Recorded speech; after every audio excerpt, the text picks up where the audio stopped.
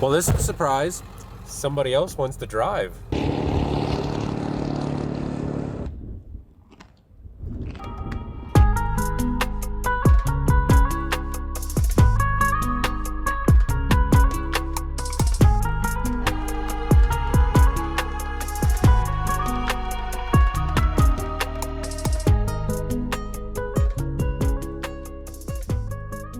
Good morning. It's pre-coffee Alex checking in, but we have coffee for post-coffee Alex. Shut up. Dang it. Well, it is a chilly one this morning. We are getting a little bit warmer. It is not the real feel of 6 like it was yesterday morning. I think it's about 40. In the house? But that is also in the house because last night our heater didn't want to turn on. We tried to fire it up. It just didn't want to kick over. And the combustion chamber is probably all sooted out. And so I'm going to have to pull the entire diesel heater apart today and clean it out. I'll spend this morning getting our heater fixed, hopefully. Hope so. That'll be post That'll be post coffee Alex job.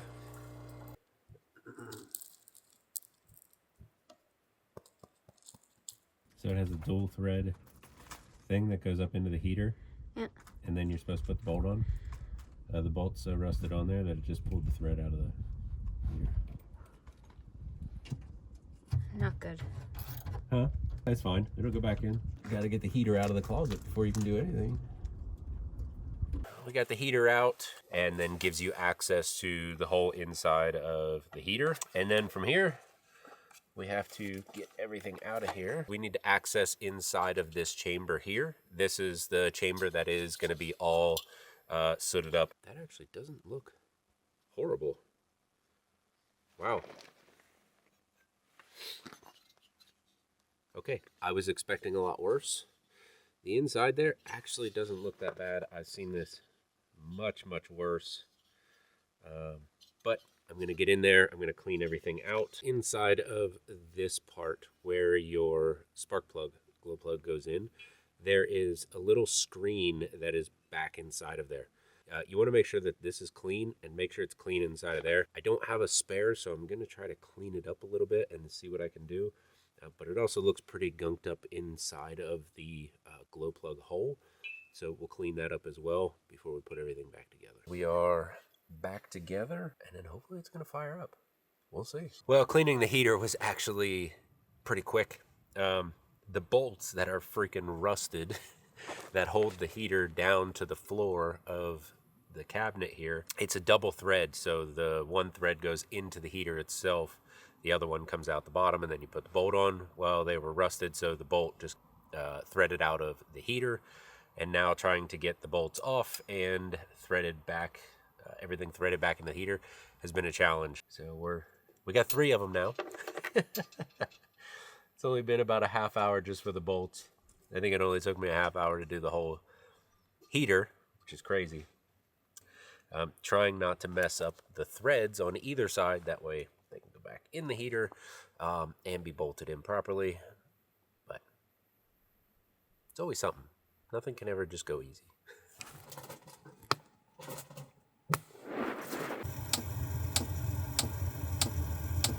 I think it worked. Oh man, I'm so glad all that went back together and our heater is again working. We're all set. What's that sound, honey? It's just cold air, babe. I'm hoping it warms up. It might be warmer. It fired. It did? Oh my gosh, this is so exciting. Because my hands are ice. Thank you very much for the hours. It literally is warm. Yay. This is so great. Let's see what the temperature is in here. It's about 48 to 52, somewhere in here. Oh my god, this is so great. Oh, please. I don't think she's happy at all. What do you think? I'm happy. Thank you. Listen to it blow! Yeah! There we go. 3 bars, got a couple more to go before it's fully warm, but we're good to go. Yay! It's been quite a few days since I have taken a cleaning day to get mud off the floor, and it's just absolute wreck in here. So I thought I'd take you along on what it looks like.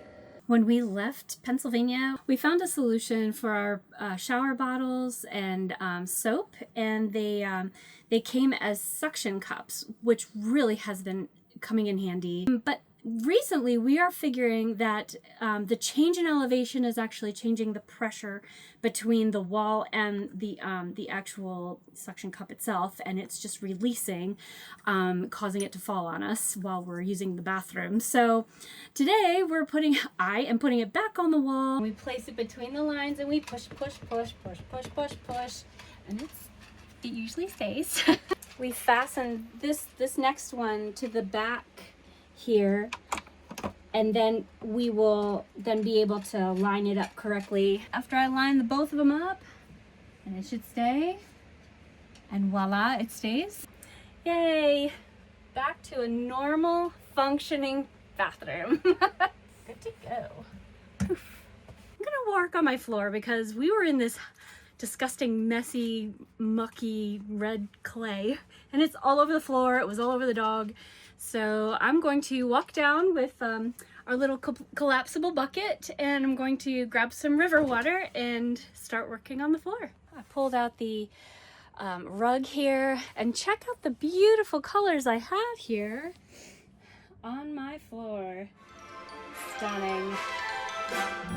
Let's get to work.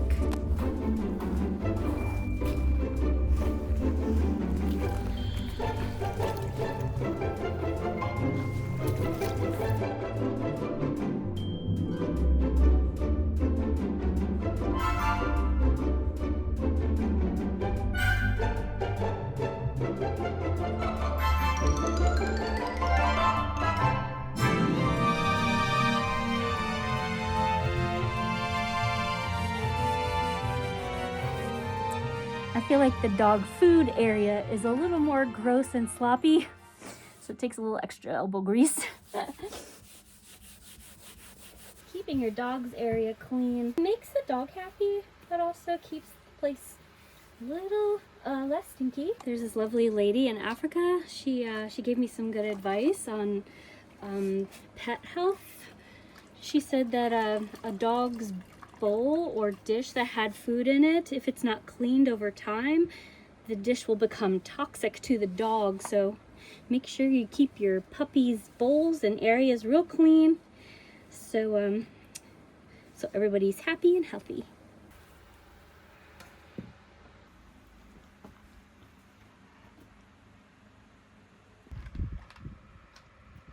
Thank you for coming along with me on a little bit of a chore day. It wasn't completely a full renovation or anything, but I'm ready to do some yoga and relax a little bit before starting dinner. I hope you have a wonderful day.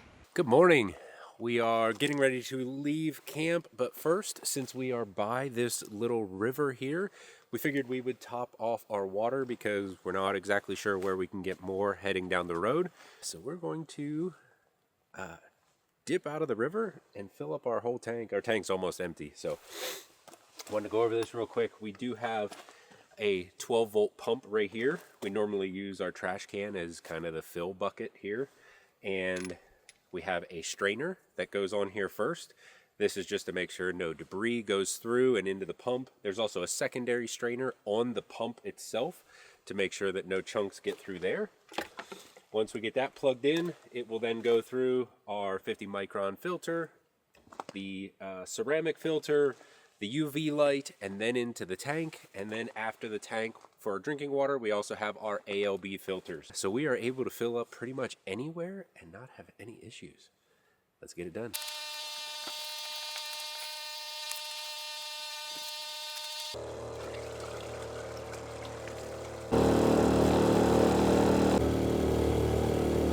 After some of the sediment in the river while I was scooping with the bucket, I want to clean the candles inside here, the 6 ceramic candles. So what we're going to do, unscrew this. When you pull these out, actually they don't look that bad at all. So you can see inside of here there are 6 candles. Surprisingly not that bad. We're still going to go ahead, clean them up a little bit because I haven't cleaned them up in a while. And normally if I want to do a deep clean, I would unscrew each one and really clean them. But for this, we're just going to do a quick scrub on each candle. I did find out if you do use one of these filters, don't use steel mesh or anything like that because the metal will actually get stuck inside of the pores of the ceramic and they will rust. So you don't want to use that. Plus it takes away a lot more material. So these little Scotch-Brite pads work really well. And normally when you pull them out, if they look really, really brown, that means that they are super coated in sediment and everything else. But these are pretty good. So rinse them off in the water. Good to go. I am going to make sure I clean this out a little bit because in the bottom you end up getting some gunk down in there. So might as well get rid of that while we can.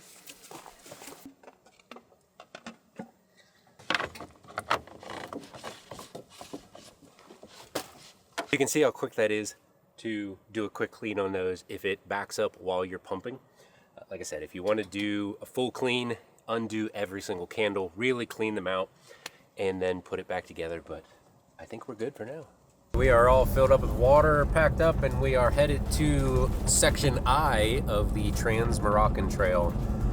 Today should be more desert, sandy type area, and this is going to take us in down towards Merzouga. I think we have roughly 50 miles to go, and that's from camp to the end of the trail. And let's see how it goes. Well, this is a surprise. Somebody else wants to drive. This is the first in like 2 years. What are you doing? Driving. What is this? Shut it. What is this?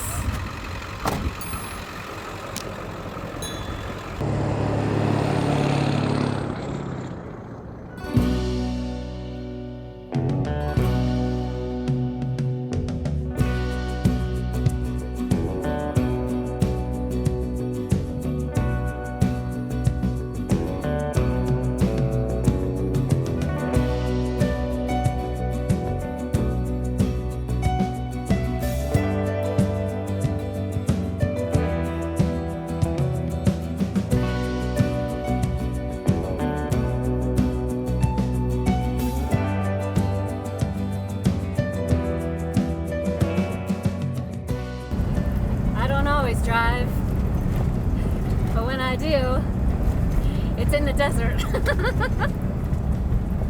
Where she can't hit anything. This section of the Trans Morocco Trail has been a whole lot of nothing. We are out in the middle of a rocky desert, a whole bunch of little pebbles absolutely everywhere, and as far as you can see in front of us there is nothing. On the left and right you can see some mesas or little cliffs out there in the distance, but even those are way far away. We have I think we're in about 20 miles so far, so probably about another 30 miles till we get to camp.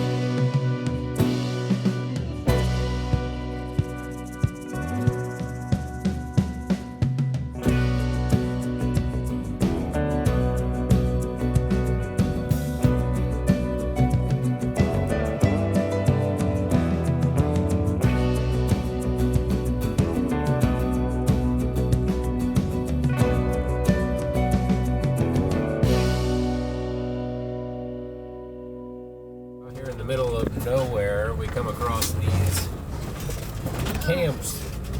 They look like camps, but I think they're actually people's homes. This one actually has a tent and some solid buildings, but yeah, I mean, there is absolutely nothing around for miles and miles. The dust. We see camels. I don't think they're real. You don't think they're real? How freaking cool is that? Oh, look, that one has two. Oh, no, that's two of them. They're eating. Oh my gosh, this is so cool. He's so fuzzy. Get to trotting. Look at his head.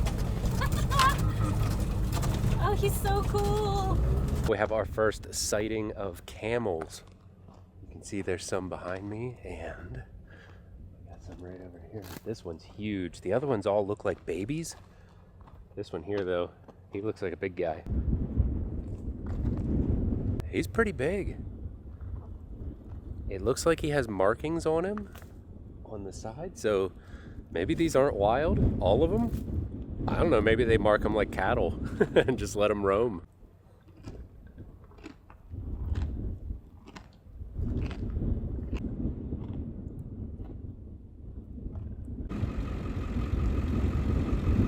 The big one that was over there was definitely marked and had its front 2 feet tied together so it can't take off running a whole lot. But all of the other little ones, I think they're just out here wild. They seem to run away and scatter a lot more than the other guy. The other guy was, as you can see, just let me get right up to him and he didn't even care. But very cool. First camels in the desert. Awesome, and I spotted them. Woo! Cool. We're coming for you. Get to trotting. We are in the middle of the desert and came across a cafe called Cafe Sahara, which is apparently a popular spot for people doing the TMT. So we're going to stop and have some tea and maybe a bite to eat, depending on what they have. We're not sure. We're going to go in and try to figure it out.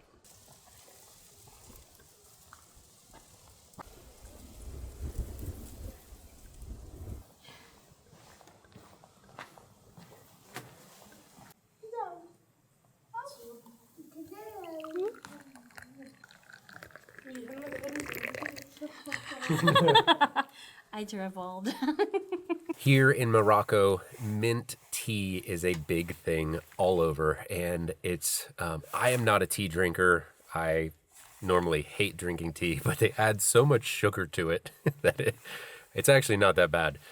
Kristal, however, is a very big tea drinker, and unfortunately, we found out down here, she's tried the tea a couple times, and we think she might be allergic to the mint. As soon as she starts to drink it, her tongue gets a little tingly, itchy, whatever you want to call it, and it's kind of disappointing because You can drink the tea, and I love tea. she's the tea drinker and she can't have it. Oh well, at least you get to enjoy it. Yeah, well, hey, if you know anything about why that happens, put a comment down below. We'd love to hear. Maybe there's a solution for it, and then she can enjoy some tea Besides while we're here in Benadryl, Morocco. yeah. Yeah, besides Benadryl. After about 5 hours of driving and some breaks, sightseeing along the way, we are finally here at camp. We are just north of Merzouga, and trying to figure out what we're going to do tomorrow, whether we're going to continue the Trans Morocco Trail or just beat feet down to Merzouga so we can play in the dunes. But we'll figure that out in the morning after coffee. We found this spot out in the middle pretty much of nowhere, and it's a little windy today. Thankfully Judy's blocking the wind right now, but as soon as I step out, it's blowing pretty good. I think we are gonna eat some dinner. We might have a really nice sunset tonight, but other than that, we will catch you in the morning.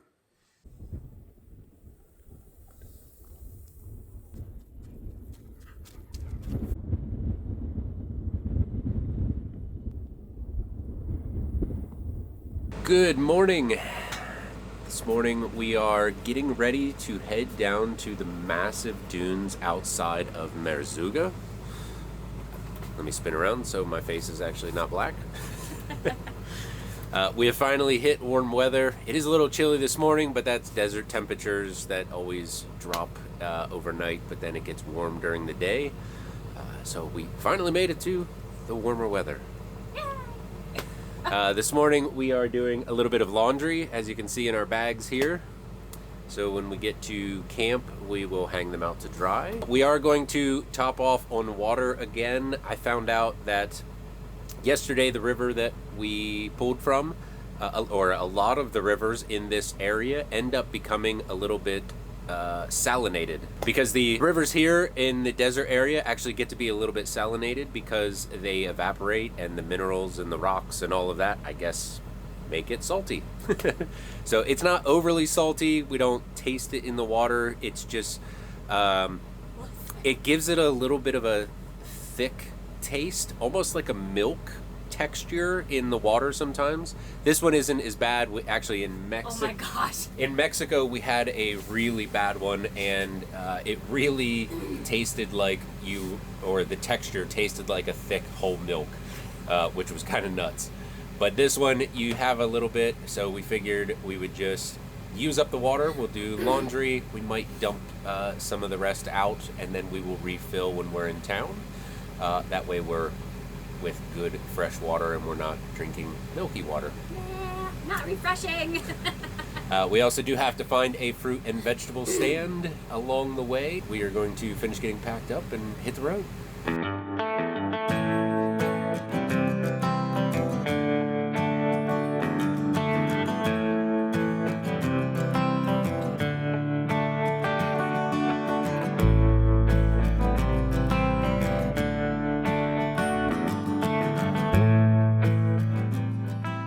Bags of apples, bananas, all kinds of veggies. I mean, there's a ton of stuff in there. And total, we paid 30 dirham, which is about $3 US. Unbelievable. For all of the vegetables. Unbelievable.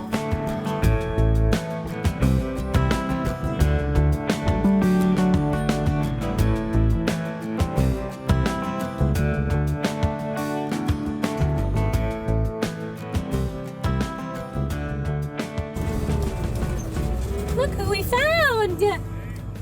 Howdy! Great going over those hills.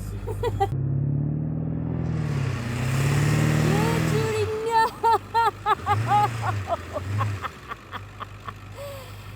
Bye, Judy! Peekaboo! Yeah, Judy! It's almost dust. It's soft. Yeah, it's super soft. That's what she said!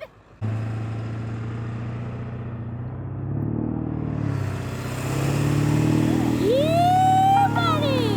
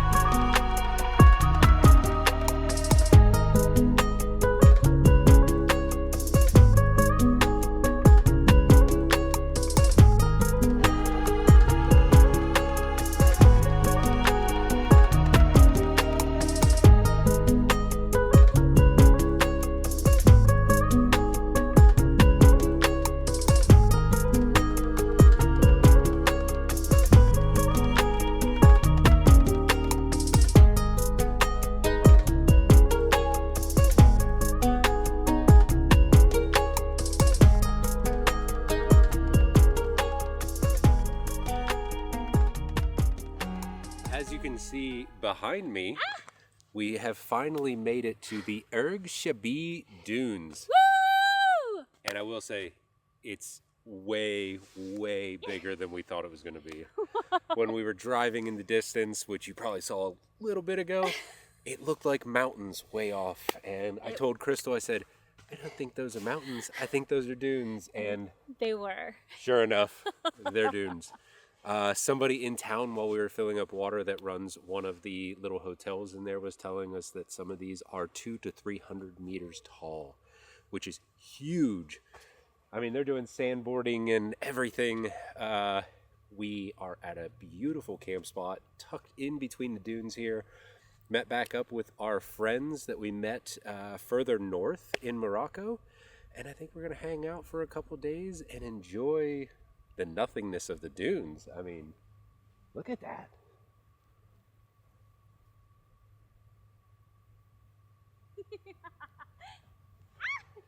It is just endless as far as you can see, which is super cool. Now, I know there is an end because on the other side is filled with a whole bunch of camps.